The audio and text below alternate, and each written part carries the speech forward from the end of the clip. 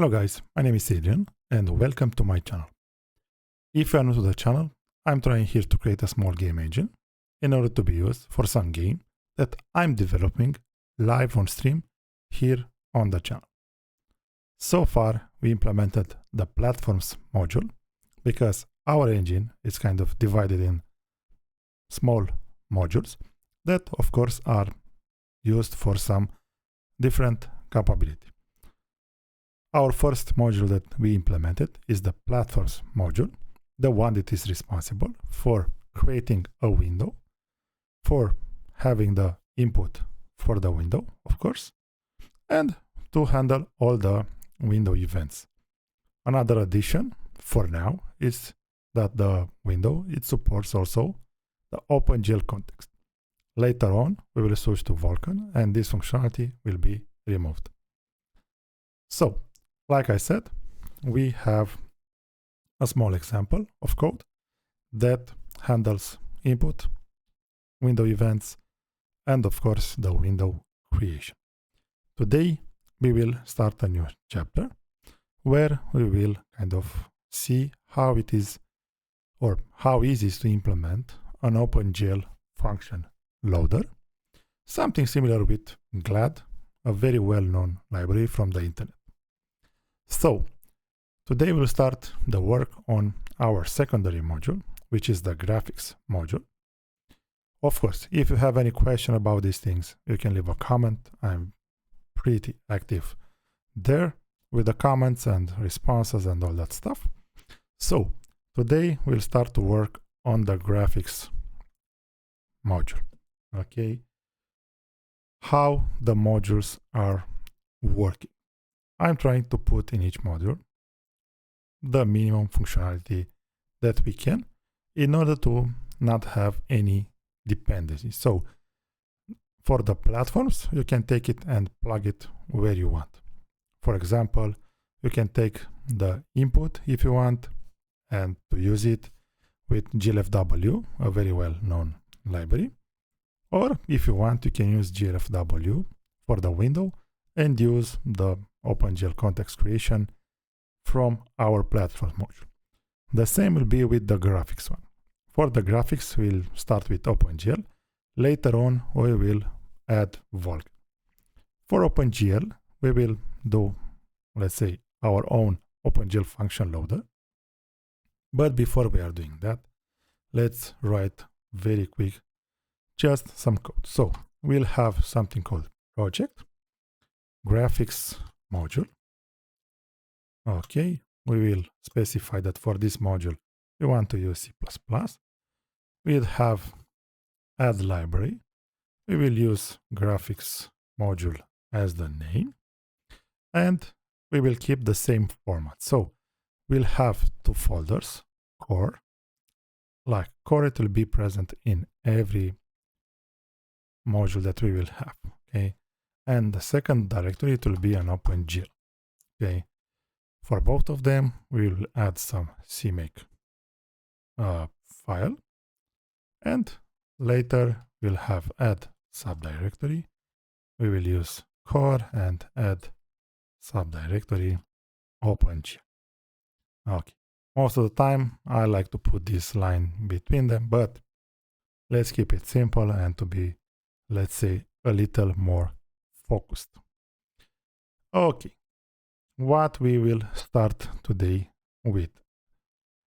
First, in the core, we want to add target, include directories, and of course, project name, public, and 2 points. This will make that if you are using the graphics module, we will be able to kind of include some files, some header files that are in the core or in the OpenGL folder. Okay, for now, what we will do, we will add a new class. This is very important, and we will call it, for example, in the OpenGL folder, we'll call it functions.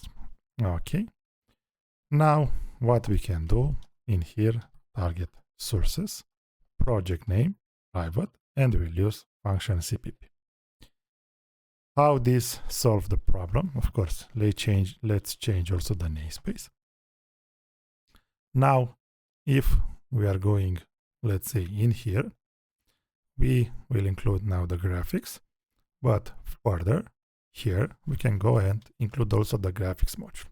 Now the graphics module has some source file, which is these functions. Okay. And if we are running, nothing special happens. And we don't expect that yet. What we will do in these functions, we will do some public and we'll have static auto init. It will be an init function, very simple. And we'll have also some private ones. First, we'll add a static auto init core functions. And I will explain why we have this situation. After that, we'll have static auto init buffer functions. Okay. We have the core and the buffer. We will not implement all the OpenGL functions today. I want just to show you two examples because we have two scenarios in here. So let's generate these functions. Very simple. And let's generate also the init one. In the init function, we'll not do something special. For sure, we will initialize the core functions and the buffer functions. Buffer, it will be the first OpenGL object that will start to kind of present it in the next videos. So what we can do further, we need to be sure 100% that after we initialize the platforms functions, like these ones, okay, we are sure that we have the window created. And later on, let's say, when we are done with the, I don't know, input and all that stuff, so on, we can go and of course, just a second, let's not forget it, include core, not core, sorry, OpenGL functions. Okay, that's simple. These OpenGL functions can later be hidden behind some other classes, but for now, we let it like this. So we'll have something like OpenGL functions init. If we are running, nothing special really happens. Okay, and now it's the time to start doing something. The first thing that we are doing in OpenGL, we are adding a header, and we'll call it types HPP. After that, we are going in OpenGL, we are creating a folder called functions. Probably we can put these types inside, why not? And we have the types, of course, namespace, OpenGL, functions. Okay. And the next element that we will do, we will add a header for that we will call it commands. Okay. And another one, it will be buffer. I want to have two sets of functions, okay? For both of them, namespace, OpenGL, functions. Okay. Let's do this one also here. Functions. Good. Everything is good here. Okay. And what we can do further if we want, into the buffer, of course, we can go and include types. Okay. And the same for the, just a second, comments. What we are trying to do, and of course, into the functions here, let's include functions, commands, and buffer. Okay, let's sort them, and that's it. So, what we are doing with the types. For OpenGL, you have some types. What are these types? For example, we will declare a type def, and we will write using, and we'll have something like GL, bit, field. And this will be an unsigned int 32, nothing more. This is probably because of the portability reason or something that was in place when the OpenGL was created. They avoided to use something like unsigned int and all that stuff. They declare these types that they put on top of the, let's say, the normal data type. Okay. And what we are doing with this? For example, one of the most common commands that you can have, it's this one. We'll write using, and we'll write pfn. Okay. This comes from pointer, from p pointer, fn function, pointer to function. And after that, we'll write gl from the graphics library, gl clear, and at the end, most of the time, people are putting a proc. And what we are doing afterwards, we'll write something like auto. We'll write something like API entry. We make it as a pointer. And what I will do it very quickly, I will add a new header here, headers. And I will use it as a precompiled header. Target, precompiled header, project name, private headers. And in it, of course, I will include Windows HPP. Okay. And for that also, we need to link a library, and this library will be OpenGL 30. Okay. That let's see. And it's not just a second. It's Windows hash. I'm very used to HPP because I use it a lot. So we have the API entry. Okay, just a second. And if we we continue, we need here to specify the GL bit field. And we write here the name of the parameter, which is mask. Okay. So let's be sure that API entry. Okay. Now, just a second. Let me reset the cache for the CMake to recognize the header. Just a second. Okay. So now we have this. This is something that is kind of happens when you are trying to use functions from DLLs and all that stuff. Okay. So we are using this, and we have the, let's say, the definition for what GL clear instruction will do. Later on, what we are doing in line, we are using the name of the function here, and we call this clear. Of course, the correct name should be like GL clear, okay? But because we implement our own situation here, I will use just clear, okay? Later on, what we are doing with this? We are going in here into the functions, and we need to load this clear pointer. Okay, into the functions is very simple. We have two scenarios here. Because probably you know already, but if you know, I will re-explain it. We have some set of functions that are very old from the first versions of OpenGL. And we have some set of the functions that it needs to be loaded in a more different way. So that's why we have two versions. The first version, it will be like this. We have a constant auto instance equal with the load library.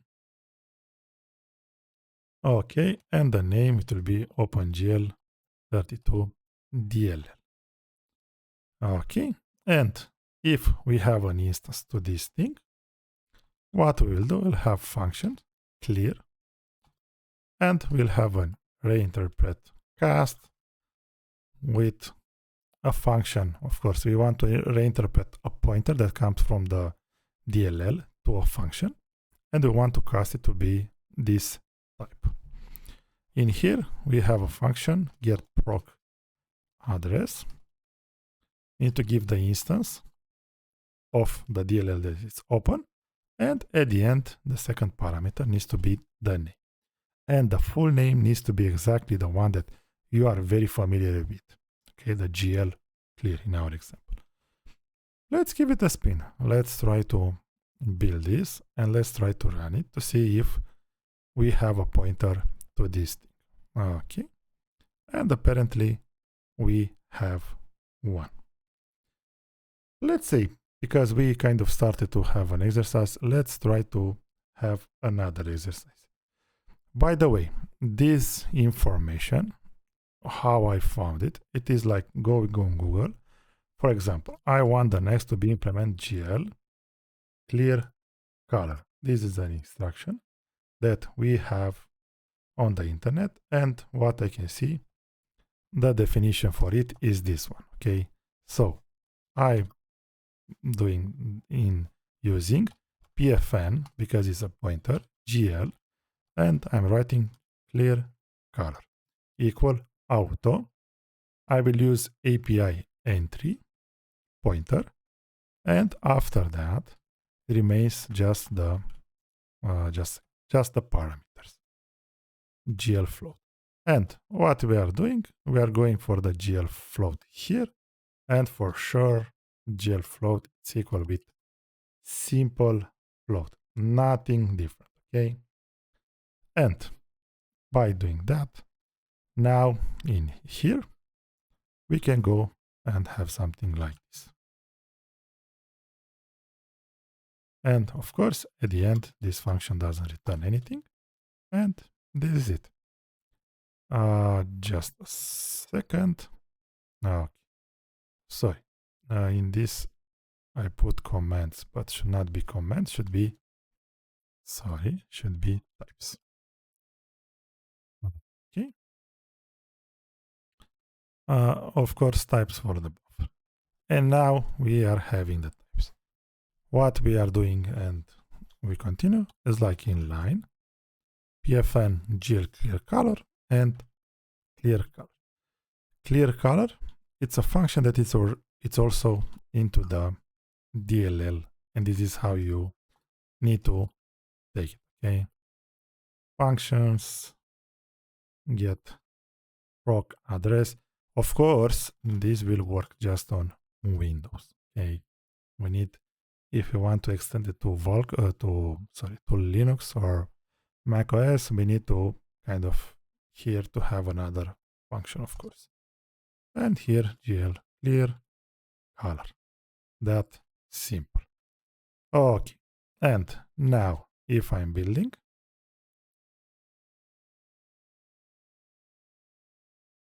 we have a black screen. Let's try into the main here. So we initialize the functions. Let's have something like, I don't include OpenGL. Let's have something like this, functions comments. And in here, what we will do, it will be like OpenGL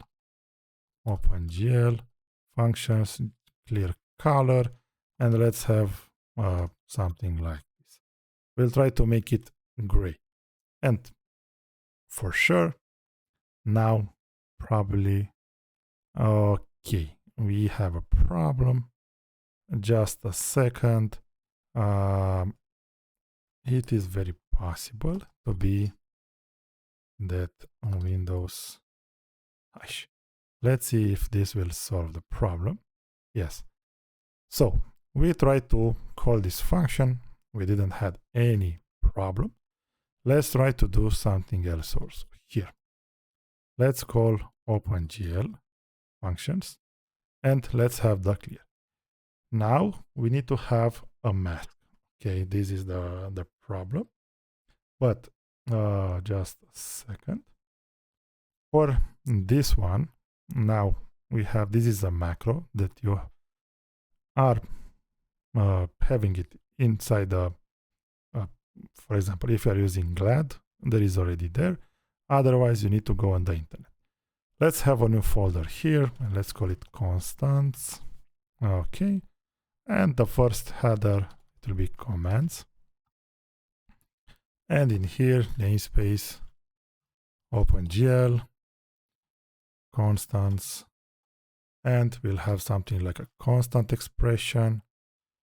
Okay, auto, color buffer equal, and I will copy from the internet the value that this macro has.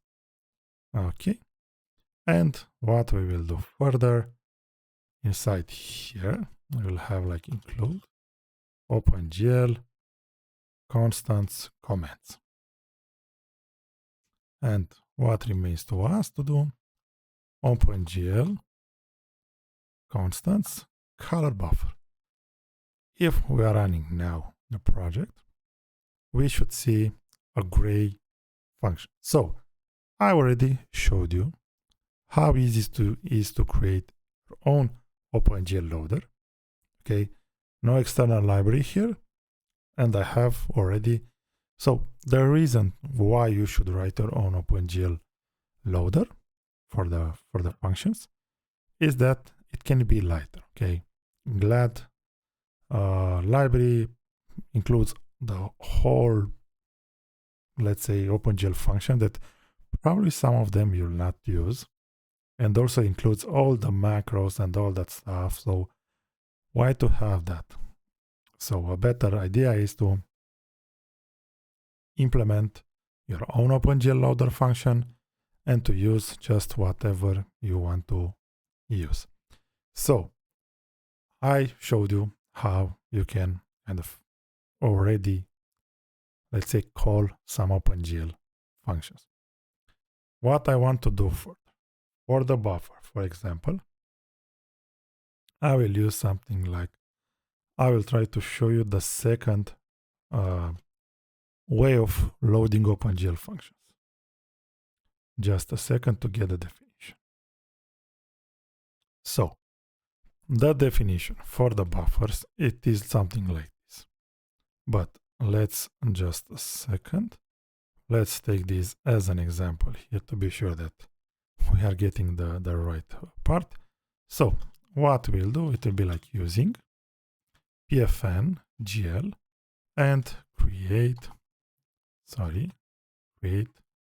buffers, okay, equal with auto. Of course, I will copy paste this situation. Okay, not just a second. Okay, auto API entry, and we have these two parameters. Let's see very quickly on the internet what these two parameters are doing and what they are. So into the types here, what we have the size I and UIint.